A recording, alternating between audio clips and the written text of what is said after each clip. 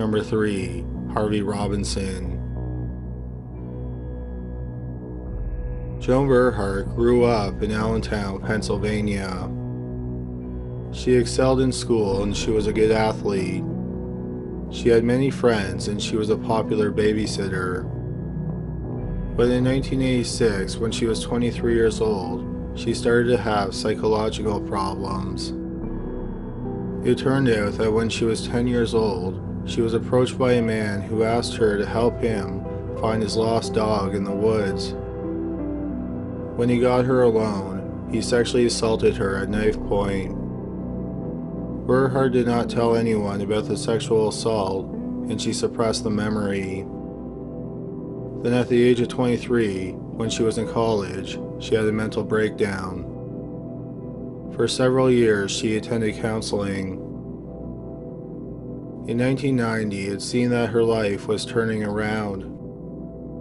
She got a job as a nurse's aide, and she got her own apartment, which was on the ground floor in a safe neighborhood in East Allentown.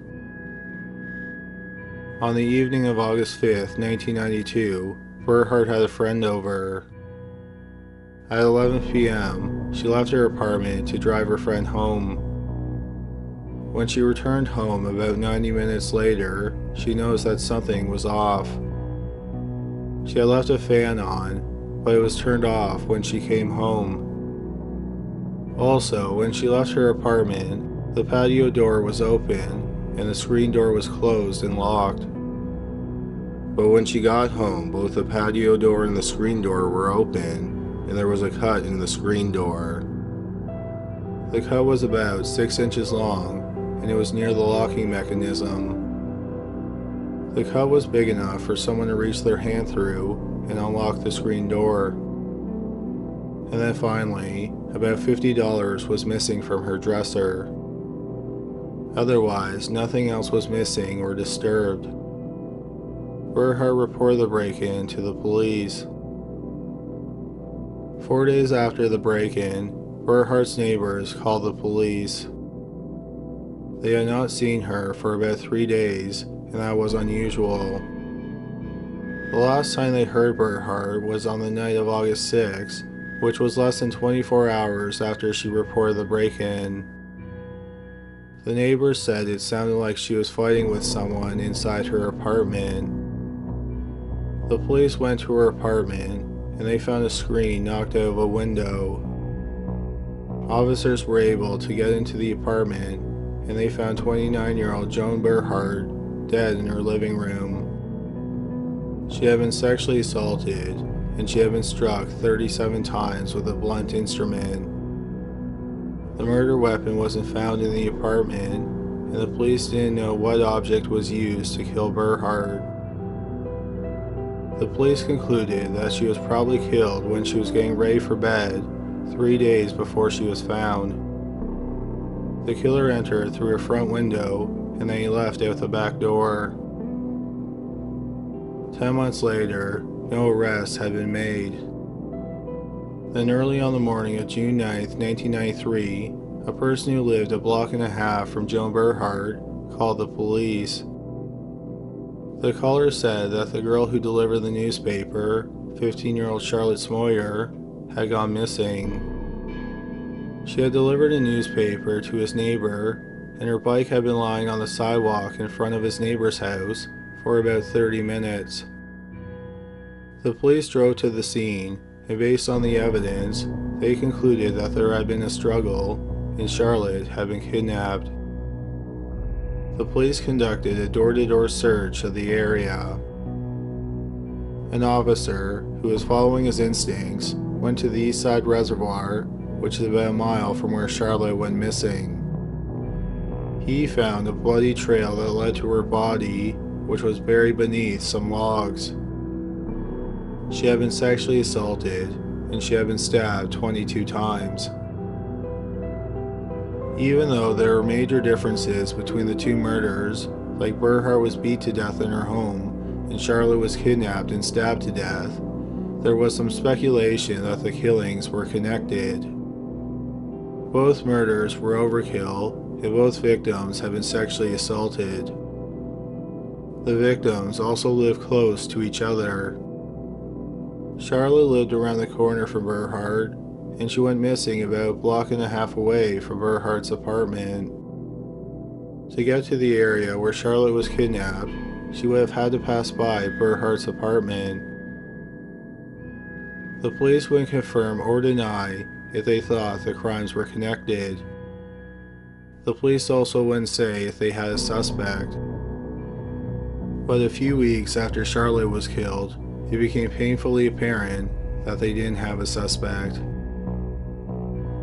On June 20th, a mile and a half from where Charlotte was kidnapped and Burhart was killed, a 5-year-old girl was attacked in her home. She was sexually assaulted, but she survived. Unfortunately, the attack didn't give the police any leads. 38-year-old Denise Sam Kelly lived in East Allentown with her husband. She lived about a mile from Joan Burhart and Charlotte Schmoyer's homes. On the night of June 28, 1993, Sam Kelly was home alone because her husband was out of town.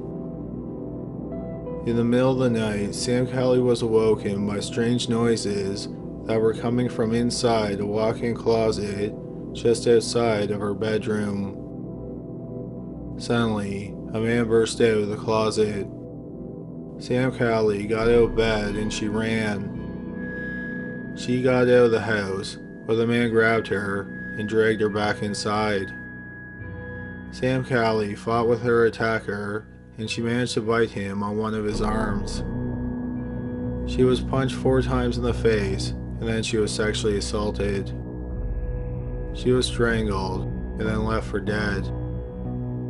But Sam Kelly wasn't killed in the attack and she called 911. She was taken to the hospital, but she was released later that day. After the attack, Sam Kelly and her husband left town for several weeks.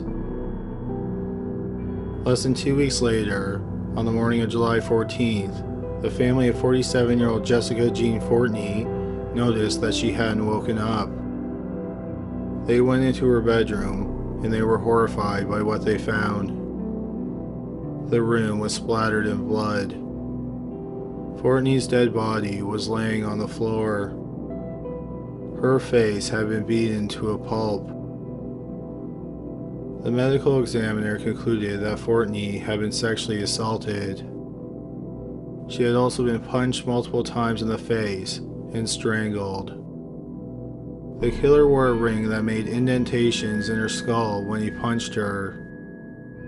The cause of death was manual strangulation and blunt force trauma. The medical examiner found 50 distinctive wounds on her body. 4 days after Fortney was killed, Denise Sam Kelly and her husband returned home. At about 4 a.m. on the morning after they returned, Sam Kelly was awoken by a noise. She then heard her back door open. Luckily, she had a security system installed after she was attacked, and the alarm went off. She then saw a man running from her house. The police decided not to take any more chances, and they made sure an officer was always at Sam Kelly's house. Less than 2 weeks later, at 1:25 a.m. on July 31st, the officer stationed outside of her home noticed someone breaking in through a window. Once the intruder was inside the house, the officer confronted him. The intruder pulled out a gun, and he and the officer exchanged fire. The officer managed to get into a bedroom, and then he heard a loud series of crashes. When it was quiet, the officer made his way to the kitchen, and he saw that the glass panel door that led outside had been smashed. There was also a trail of blood leading away from the house. The officer knew the intruder had suffered a severe cut, and he was bleeding bad enough that he'd have to get medical help, or he'd bleed to death. The police officer called the local emergency room, and he told them to be on the lookout for a man with cuts on his legs. About 2 hours after the shootout, the police officer who was involved in the shootout was called to the emergency room to identify a man who came in with cuts on his legs that may have been caused by broken glass. The officer said he was the man who broke into Sam Calley's house. He was 18-year-old Harvey Miguel Robinson. The police went to his home, which was within 2 miles of where all the victims lived. In his home, which he shared with his mother, they found some bloody clothes. They also found the gun that was used in the shootout. Another piece of evidence they found was a pair of shoes. The pattern on the tread of the shoe matched a bruise on Charlotte Schmoyer's face.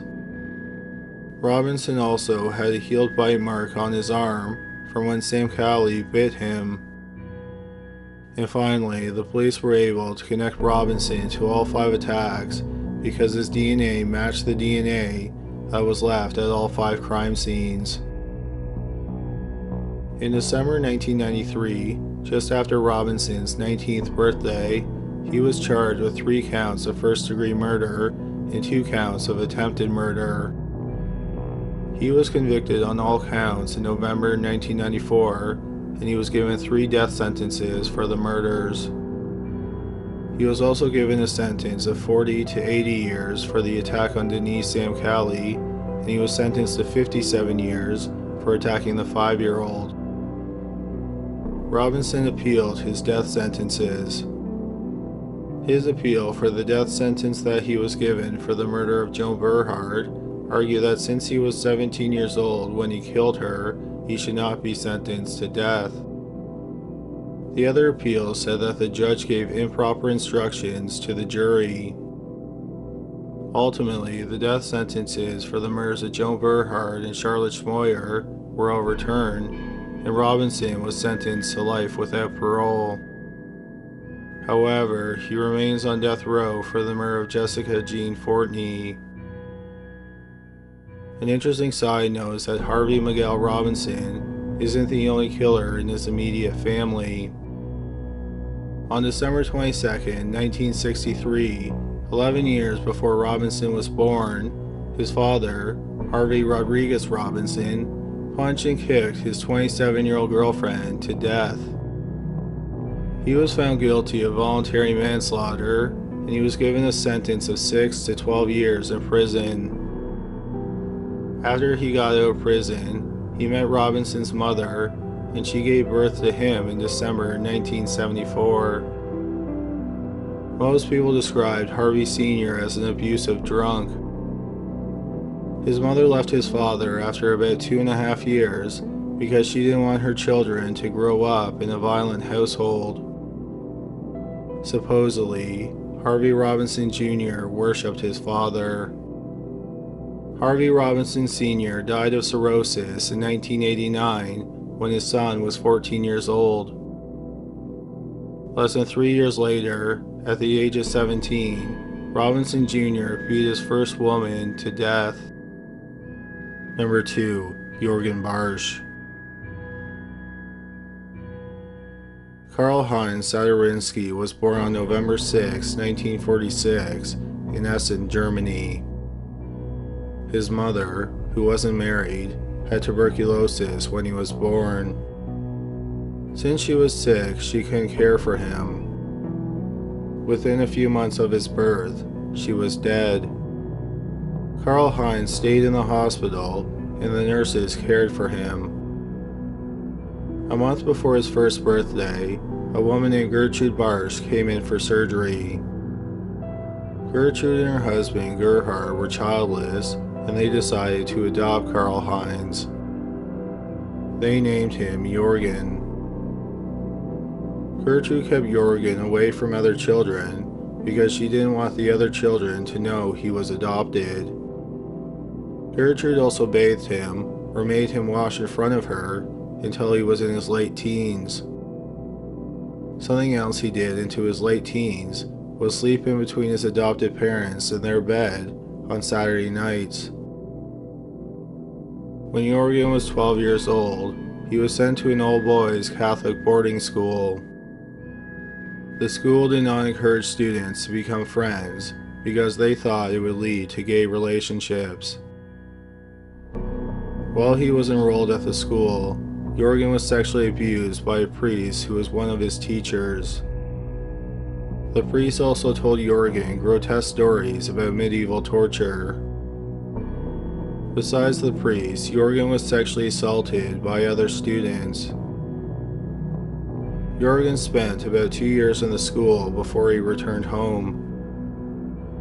Jürgen's adopted father, Gerhard, worked as a butcher, and as Jürgen grew up, Gerhard was hoping that his adopted son would also get into butchery. When Jürgen was still young, Gerhard bought a second butcher shop that he wanted Jürgen to take over when he got older.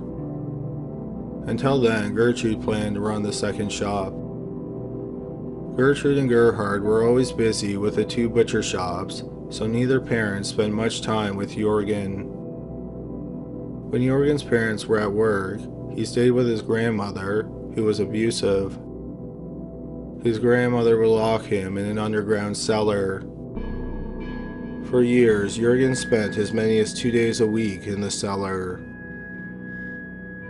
Despite his adopted father's wishes, Jürgen did not want to be a butcher. He didn't like slaughtering and butchering animals. What did fascinate him was killing humans. No one realized that Jürgen harbored these dark fantasies. He was a quiet and polite boy who often kept to himself. When he was just 14 years old, he committed his first sexual assault. He lured a boy who lived in his neighborhood to a secluded area where he forced him to undress, and then he tied him up. The boy was able to escape, and he told his father about the assault. His father called the police, but Jürgen convinced them that he was just playing around. The police believed him, and he wasn't arrested. Then a year later, on March 31st, 1962, 8-year-old Klaus Jung went to a fair in downtown Essen. He then seemingly vanished into thin air. Searches were conducted, but Klaus was nowhere to be found. Klaus was a neighbor of Jürgen, and the father of the boy who Jürgen had sexually assaulted the year before suspected that Jürgen was involved in the disappearance of Klaus. But there was no evidence that pointed to the quiet butcher's boy, so the police didn't even question him. Jürgen, who was 15 years old, had lured Klaus from the fair to a cave that had been converted to an air raid shelter during World War II. The air shelter had not been used, and the entrance was hidden, so very few people knew about it. Once there, Jürgen beat him to death. He left the body in the air raid shelter, and he went home. Later that night, he snuck out of his house, and he went back to the air shelter. He stared at the body for an hour or two, and then he mutilated and buried the body in the floor of the air shelter. Every day for the next 3 years, Jürgen tried to lure a boy out to the air shelter, but he didn't have any luck. Then on August 6, 1965, he met 13-year-old Peter Fuchs at a train station. Jürgen took him to the air raid shelter, and he killed him. Just 8 days later, Jürgen lured 11-year-old Ulrich Hallweis from a fair to the shelter, where Peter's body was still lying on the ground. Once there, he tortured and killed him. He dismembered both Ulrich and Peter's bodies, and then buried the body parts in the dirt floor of the air raid shelter. Nearly 8 months later, 11-year-old Manfred Grassmann disappeared from a fair in Essen. Like Jürgen's other 3 victims, he had been lured to the air raid shelter, and he was killed. 6 weeks after killing Manfred, Jürgen was roaming around a parish fair, and he came across 16-year-old Peter Friese. Like he did with the other boys, Jürgen lured him back to the air raid shelter. Once they were there, he beat Peter and forced him to undress. Jürgen tied him up and tried to sodomize him, but he couldn't. Jürgen then told Peter that he was going home for dinner, but he would be back. He left Peter tied up in the air raid shelter. Luckily for Peter, Jürgen left a candle burning. Peter managed to burn the ropes, and he freed himself. He ran and got help. At first, the police didn't believe Peter's story. The day after Peter escaped, some officers went to the air raid shelter, and they were shocked by what they found. Clothes and shoes belonging to young boys were strewn about. Then they did some digging, and they found the body parts from 4 different boys. After the discovery of the bodies, the police solicited the public for witnesses. 3 of the 4 murdered boys were last seen alive at fairs, and the police were hoping that someone saw at least one of the boys at the fair with a teenage boy. Several people contacted the police, and they said they saw Jürgen Bartsch with the boys before they vanished. Jürgen was arrested, and he confessed to all 4 murders. He said that over 5 years, starting when he was 15 years old, he tried to lure hundreds of boys to the air raid shelter. After Jürgen was arrested, the police had to protect him because a mob of people wanted to lynch him. In 1967, Jürgen was convicted of all 4 murders and for the attempted murder of Peter Friese. He was given 5 life sentences. He appealed, and in 1971, his sentence was reduced because he was 15 years old when he started his murder spree.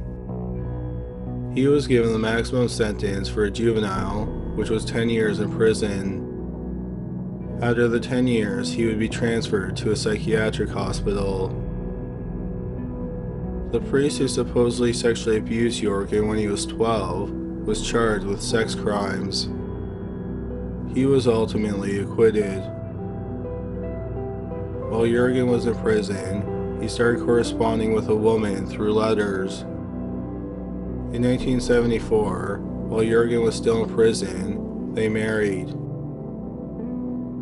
Jürgen had no desire to live out the rest of his life in a psychiatric hospital. He volunteered to be castrated in the hopes of getting released from the hospital.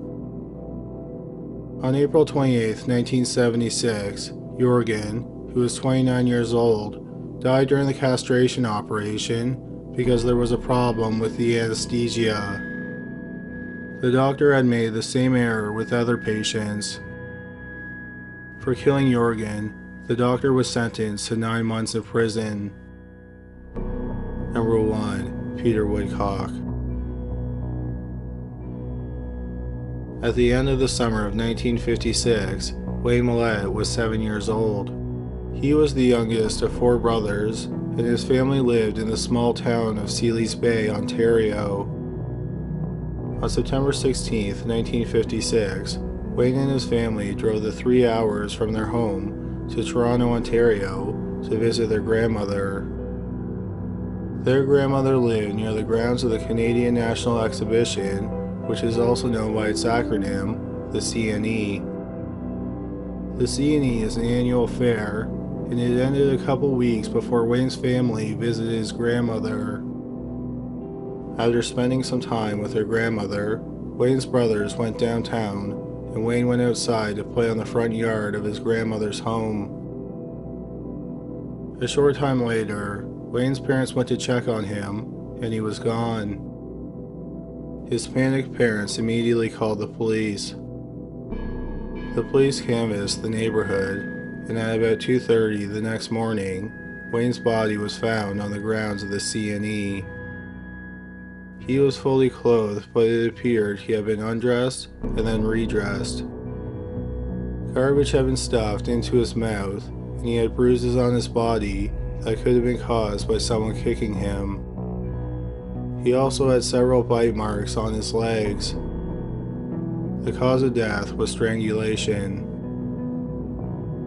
The police interviewed people who were on or around the grounds of the CNE on the afternoon that Wayne went missing.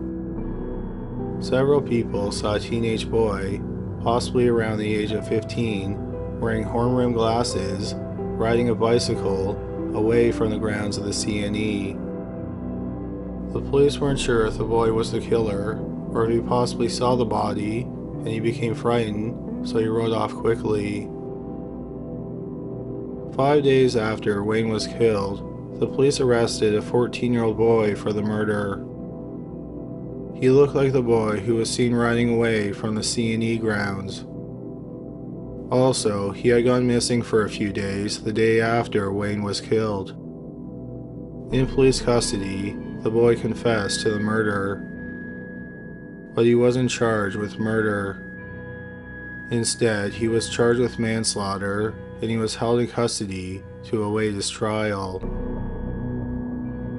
A few weeks later, on October 6, 9-year-old Gary Morris left his home to go to a movie. It was the first time his mother let him go to the movies alone. Gary lived about 4 miles from where Wayne was killed. That afternoon, Gary didn't come home. At first, his family thought that he had run away and he would return home at any time. He had run away before, but he was never gone very long. When he didn't come home, he was reported missing. The police talked to one of his friends who was with him on the day he went to see the movie. The friend said that he saw Gary talking to a teenage boy with horn-rimmed glasses who was riding a flashy bike. The older boy asked Gary if he wanted a ride to a nearby beach. Gary agreed, and he sat on the handlebars of the teen's bike. The police went to the beach, and they found Gary's body.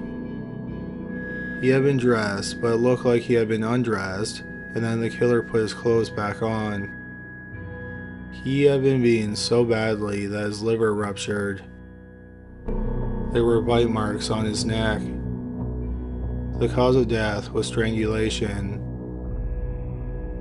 Despite the many similarities between the murders of Wayne and Gary, the police didn't connect the murders. Instead, in November 1956, the 14-year-old boy who was arrested for the murder of Wayne was found guilty of manslaughter, and he was sent to a reformatory. On New Year's Day 1957, a young girl was sexually assaulted and strangled under an overpass in Toronto. The girl survived the attack, and she described her assailant to the police. She said he was a teenage boy with horn-rimmed glasses who was riding a Schwinn bicycle. Just over 2 weeks later, on January 19th, 4-year-old Carol Boyce and her friend were playing in front of her friend's house while their mothers chatted inside. Carol's mother went outside to check on them, and Carol was gone. She asked Carol's friend where she went. He told her that she went for a bike ride with a teenage boy. Carol's mother was instantly alarmed, so she called the police. Within an hour and a half, a massive search was being conducted. Less than 8 hours after Carol went missing, her body was found in a ravine. She had been dressed and redressed. The doctor who performed the autopsy said it was the most brutal murder he had seen in 20 years. The cause of death was a ruptured liver. The rupture was most likely caused by someone kneeling on her. Several people saw a teenage boy wearing horn-rimmed glasses with a bike leaving the area of the ravine where Carol's body was found shortly after she was reported missing. In the days after the murder, a massive manhunt was launched for a teenage boy with horn-rimmed glasses who rode a nice bike, possibly a Schwinn. The police thought the same boy might be responsible for the murder of Gary Morris. 3 days after Carol's murder, an officer noticed that a teenage boy who visited the police station every week looked a lot like the sketch of the killer. He was 17-year-old Peter Woodcock. Woodcock's mother was in her teens when he was born. He was a difficult baby who constantly cried. His mother gave him up for adoption when he was a month old. He bounced around different foster homes until he was 3 years old. He was then placed with a middle-upper-class family who decided to keep him. His foster family noticed that even at a young age, Woodcock had severe emotional and psychological problems. When he was 11, he was sent to a school for disturbed children in Kingston, Ontario, which is about 160 miles from Toronto. At the age of 15, he was sent back to live with his foster family in Toronto. Woodcock was a bright teenager with a vivid imagination. He was the leader of a make-believe gang that consisted of 500 boys. In reality, Woodcock was a loner who was often bullied at school. The police went to Woodcock's school and brought him in for questioning. Woodcock told the police he first started dreaming about sexually abusing and murdering children in February 1956, a month shy of his 17th birthday. Then he started to make his dreams a reality by sexually abusing young children. He would lure them away to isolated areas by offering them a ride on his bike. He then started to wonder what people look like on the inside. He said that in March 1956, he came close to killing a 10-year-old girl. He said that the girl wanted to die and had tried to kill herself several times. She told him she didn't want to live anymore because her parents were getting divorced. Her mother blamed her for the divorce because her father had been sexually abusing her. But after 3 hours in the ravine, they decided that Woodcock wouldn't kill her that day. They talked about doing it another day, but they never did.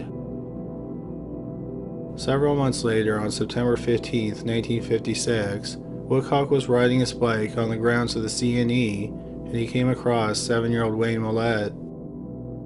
Woodcock lured him to a secluded area and strangled him to death. On October 6, Woodcock was on a bike ride, and he happened upon 9-year-old Gary Morris. Gary liked his bike, so he offered him a ride to the beach. Once they got to the beach, Woodcock killed him. Finally, on January 19th, Woodcock was riding around on his bike, and he came across 4-year-old Carol Voice and her friend. Both kids wanted to ride on his bike, but he decided to take Carol. He took her to the ravine, where he killed her. After Woodcock was arrested, the 14-year-old boy who was convicted of killing Wayne Millette was released from the reformatory. The wrongly convicted boy said that he confessed to the murder because he thought it would make him famous. Woodcock was charged with 3 counts of first-degree murder, and if he was convicted, he probably would have been sentenced to hang. Instead, he was found not guilty by reason of insanity, and he was sent to Oak Ridge, which was a maximum security psychiatric hospital in Penetanguishene, Ontario. During an interview for a book about his life and crimes, Woodcock said that had he been sentenced to death, he probably would not have been hanged. In fact, he thought that he probably would have been released from prison. Not long after he was hospitalized, the government of Canada started commuting death sentences to capital sentences. Capital sentences were a maximum of 20 years. So Woodcock thought he would have been released after 20 years, if not earlier. Over the years, his behavior in the hospital was erratic. He got into fights with other patients, and he self-mutilated. He would brag about the murders he committed when talking to other patients, but he showed remorse when he talked to the doctors. He even started a gang that he called the Brotherhood. In 1982, Woodcock legally changed his name to David Michael Kruger. In the decades that he was hospitalized, no doctors recommended that he should be released. He never showed signs of improvement, and the doctors thought that he'd be a danger to children if he were released. But then, in the late 1980s, against the advice of staff at the hospital, a review board ordered that Woodcock was to be transferred to a medium security hospital. So he was sent to the Brockville Psychiatric Hospital in Brockville, Ontario. When Woodcock was hospitalized at Oak Ridge, he met a man named Bruce Hamill. Hamill had spent a couple years in Oak Ridge, and then he was transferred to Brockville. In Brockville, Hamill and Woodcock met up again, and Woodcock inducted him into his gang, the Brotherhood. Very much like Woodcock, Hamill suffered from psychological and emotional problems from a young age. He had been in and out of treatment for most of his life. Before he was hospitalized, Hamill lived with his family in Ottawa, Ontario. For 21 years, the family lived beside 57-year-old Betty Wetzlaff and her husband. The Hamills and the Wetzlaffs were close for years. But then the relationship soured because Hamill's mother wanted to purchase the Wetzlaffs' house for her daughter. The Wetzlaffs refused to sell, and Hamill's mother became very angry with Betty. She often ranted and raved about Betty to her son. Early on the morning of March 1st, 1977, 57-year-old Betty left her home and she started walking to a school near her house where she worked as a caretaker. Hamill, who was 21, saw her walking. He jumped a fence and ran at Betty. She tried to run, but she didn't get very far. Hamill stabbed her 36 times in the chest and the abdomen. Her body was found an hour later by a school staff member. Hamill was arrested 3 days later. In early 1978, he was found not guilty by reason of insanity, and he was sent to the same psychiatric hospital in Penetanguishene where Woodcock was being held. In 1980, Hamill was transferred to the Medium Security Hospital in Brockville. In March 1983, he was released from the hospital. In 1987, his criminal record was wiped clean. Hamill and Woodcock stayed in contact after Hamill was released from the hospital. In 1991, it was decided that Woodcock was going to be allowed to leave the hospital on day passes with supervision.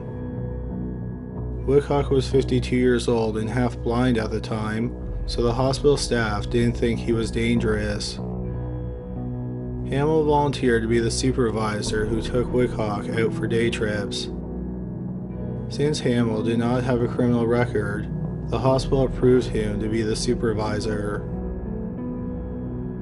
On July 13, 1991, Woodcock was given his first day pass, and Hamill took him out of the hospital.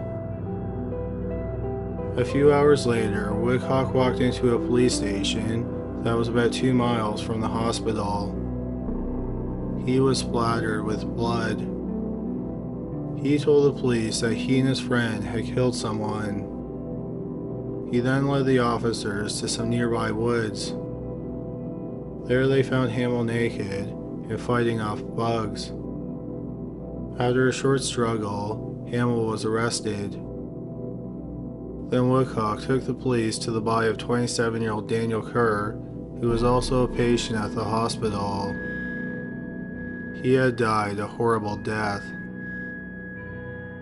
In custody, Woodcock explained that Hamill had bought a pipe wrench, a knife, and a hatchet, and he hid them in the woods. Then they lured Kerr out to the woods. Woodcock grabbed the wrench, and he beat Kerr in the head until he fell to the ground. Then he and Hamill hacked and stabbed Kerr with the knife and the hatchet. Kurt had been stabbed or hacked over 100 times. Afterward, Hamill took some sleeping pills and fell asleep near the body. After Hamill fell asleep, Woodcock considered killing him as well. Instead, he decided to just turn himself in. That evening, after they were arrested, the police caught Woodcock shamelessly masturbating 6 times before he fell asleep. Both Woodcock and Hamill were found not guilty of Kurt's murder by reason of insanity. Hamill was sent to a psychiatric hospital in Ottawa, and Woodcock was sent back to Oak Ridge in Penetanguishene. Peter Woodcock, aka David Michael Kruger, died of natural causes in March 2010 at the age of 71. Thanks a lot for watching today's video. Hopefully you found it interesting. If you did, please give us a thumbs up and subscribe for more videos just like it. Also, please go to criminallylisted.com where you can suggest cases, buy merch, and find out about exclusive podcasts. But that's all for today. Thanks again for watching.